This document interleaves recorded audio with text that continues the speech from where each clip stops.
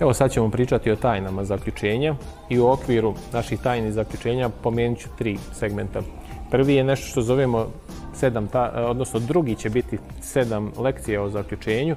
Prvi, simpatičniji razlozi zbog kojih ljudi ne kupuju, naravno simpatičniji. I treći, daću par napomena koje mogu da vam budu korisne vezano za zaključenje prodaje. Ako pričamo o razlozima zbog kojih ljudi ne kupuju, njih je naravno dosta. Ja ću ovdje pomenuti 5 češćih razloga. Prvi razlog zbog kojeg ljudi ne kupuju je zato što ne postoji potreba. Ljudi ne osjećaju potrebu da nabave određeni proizvod, odnosno uslugu. A drugi, nema novca. Naravno, neke razloge možemo da prevaziđemo, neke ne. Recimo, ako nema potrebe, to je naoko lakše prevazići, međutim u praksi je nekad lakše prevazići to što nema novca nego kad nema potrebe. Treći razlog je nema želje. Osoba ne osjeća želju da nešto nabavi. Četvrti, jedan od onih na koje treba, ako ikako moguće, uticati tokom prodajnog razgovora, jer ako se on ne osjeća, a to je da nije hitno, onda vrlo vjerovatno ljudi neće nabaviti proizvod ili uslugu. I naš zadatak jeste da na određen način, mogu reći, podstaknemo, ali ukažemo kupcu na hitnost nabavke određenog proizvoda ili usluge. Jer ako kupac razmišlja, nije bitno da li ću nabaviti nešto sad ili kasnije, vrlo vjerovatno će nabaviti kasnije ili nikad. I peti razlog zbog kojeg ljudi ne kupuju je da nema povjerenja.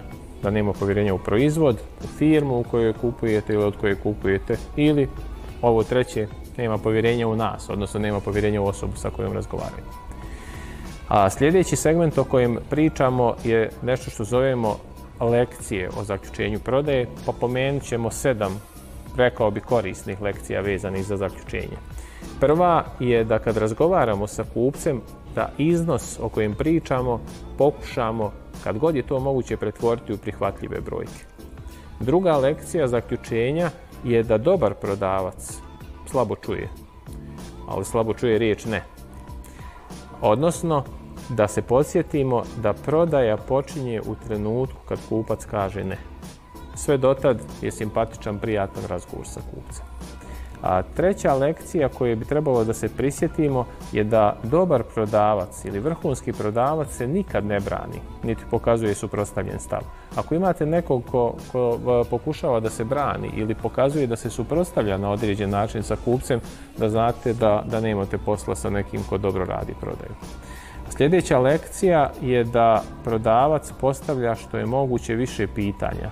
Zašto? Zato što će kroz pitanja dobiti korisne informacije, odnosno kroz odgovore će dobiti korisne informacije koje će mu pomoći da nađe adekvatno rješenje.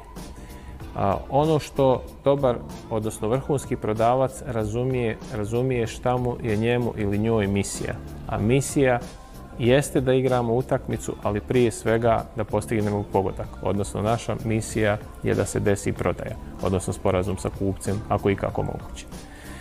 Još jedna od lekcija u zaključenju prodaje kaže: pokušajte prikupiti što više informacija. Sve što imate više informacija, bolje ćete proći u prodajnom razgovoru. Ali ne samo informacije o tome šta kupcu treba, nego recimo i o samom kupcu. Ako imate više informacija o osobi s kojom radite, lakše ćete s njom komunicirati i eventualno dogovoriti prodaju. I 7. lekcija je da kupac često ne kupuje zato što ne zna šta je raspoloživo. Evo recimo kad ovdje razgovaram sa kolegama u ovom salonu namještaja Komo, pošto često pričamo o prodaji, onda se pokušavamo što je češće moguće podsjetiti na to da kad kupac dođe u salon, a salon ima u sebi ogroman broj artikala, da je to samo 5% ukupne ponude. Ali kad uđe unutra kupac, on ne zna da je 5%. Većina kupaca misli to što vidim, vrlo vjerovatno je to što mogu da naručim. I zadatak prodavca je da ukaže kupcu šta je na raspolaganju. Jer kupac vrlo često ne kupuje zato što ne zna šta je raspoloživo. I za kraj ovog segmenta ću pomenuti nekoliko stvari koje vam mogu biti bitne, a vezane su za zaključenje prodaje. Prva je da kupac neće kupiti, odnosno nećemo zaključiti prodaju ako cijenu vidi višom u odnosu na vrijednost proizvoda. Recimo da smatra da je vrijednost dole, a cijena gore, većina kupaca neće kupiti.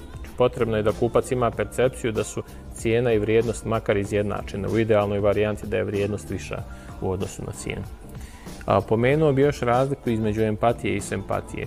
Empatija bi u prodajnom smislu bilo da razumijemo kako se kupac osjeća, a sempatija da se osjećamo onako kako se kupac osjeća.